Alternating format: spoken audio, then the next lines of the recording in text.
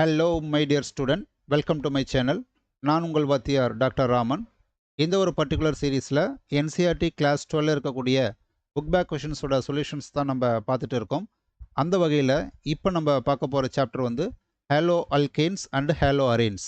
நீங்கள் முதல் முறையாக நம்ம சேனலுக்கு வந்திருக்கீங்கன்னா மறக்காமல் நம்ம சேனலை சப்ஸ்கிரைப் பண்ணிவிடுங்க, அதோட பெல் ஐக்கானையும் கிளிக் பண்ணிவிடுங்க.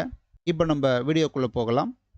கொஷின் நம்பர் 8 வந்து பாருங்கள், what are ambident nucleophile explain with example அப்படின்னு கேட்டிருக்காங்க. ஸோ ஆம்பிடென்ட் நியூக்ளியோஃபைல்னா என்ன?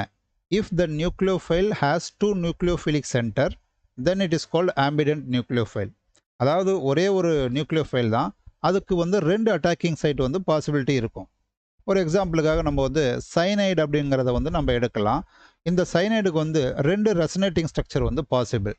அதாவது கார்பன் சென்டரில் நெகட்டிவ் சார்ஜ் இருக்கலாம், இன்னொரு ஸ்ட்ரக்சரில் வந்து நைட்ரஜன் மேலே நெகட்டிவ் சார்ஜ் இருக்கும். அதனால தான் இதுக்கு வந்து 2 அட்டாக்கிங் சைட்ஸ் வந்து இருக்கிறதா நம்ம சொல்கிறோம். ஒருவேளை இந்த கார்பன் சென்டர்லேருந்து இது அட்டாக் பண்ணுறதா வச்சுக்கலாம். அதாவது if it attacks from the carbon centre then the product formed is nitrile அப்படின்னு சொல்கிறோம். அதை நம்ம எக்ஸாம்பிளோட பார்க்கலாம். நம்மக்கிட்ட வந்து ஒரு அல்கைல் ஹேலைடு இருக்குது.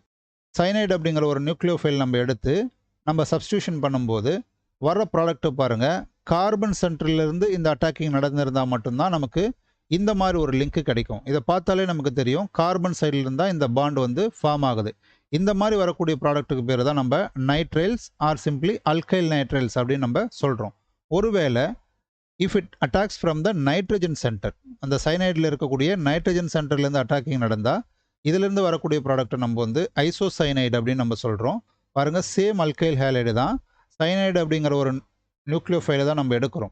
பட் வரக்கூடிய ப்ராடக்ட்டு நமக்கு வேறு மாதிரி கிடைக்கிது. ஏன்னா நைட்ரஜன் சைட்லேருந்து இந்த சப்ஸ்டியூஷன் நடந்திருந்தால் மட்டும்தான் நமக்கு வந்து இந்த கார்பனோட நைட்ரஜன் வந்து லிங்கில் இருக்கும். சரிங்களா? அல்கைல் கார்பனோட நைட்ரஜன் வந்து லிங்கில் இருக்கும்.